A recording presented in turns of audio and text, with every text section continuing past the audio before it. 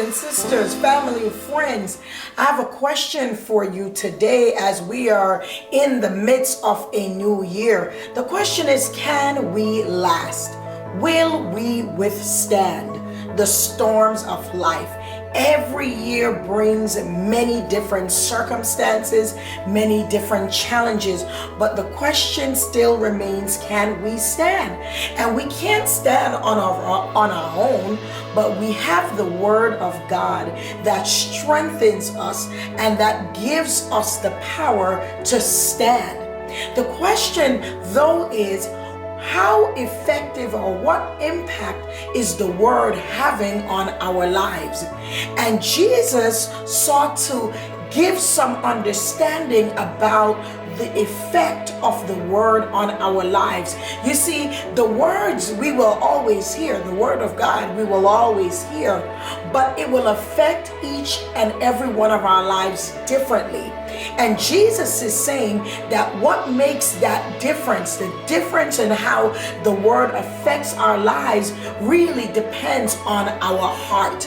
And so Jesus in Matthew 13 talks about the different types of grounds or soil that the word, which represents the seed in this story, that it is planted on, that is scattered on. And Jesus says the word scatters everywhere. It's along the path. And that represents the hearts of people who are that are hard. And because of that, the word is not really penetrating the heart. And so what happens is that the enemy snatches the word. Do you know that the enemy is robbing us of any word of God that we hear? Whether we're reading it, whether we're hearing it, if our heart is hard, it doesn't penetrate. And so the other ground that Jesus speaks about is the ground where the soil is rocky. And he says on this ground, we hear the word and we receive it with joy. But what happens? But since we have no root, he's saying on this ground, the plant, it may spring up, but it doesn't last long. Why? Because it has no root, and it only lasts a very, very short time because the sun comes and scorches it.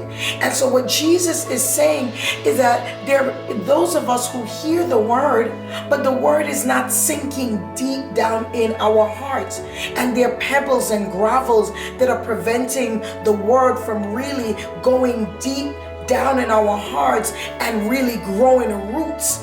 And as a result, here's what happens when persecution, when trouble, when criticism, when we feel pressure and distress, when all of life begins to happen to us, what happens? We fall away. He said when trouble or persecution comes because of the word, they fall away. We succumb to temptation. We succumb to depression. We get angry with God. We disconnect with God.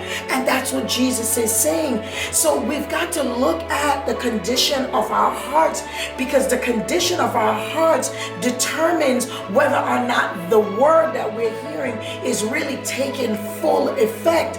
And if it's not taking full effect, then we will not be able to withstand life and the storms. Have you ever seen a tree, right, in the wind, and the wind is blowing in the middle of the storm, and the storm is blowing and the tree is just swaying back and forth? It's swaying back and forth. But if you notice, the trees that are strong, that have really thick roots, they're not falling.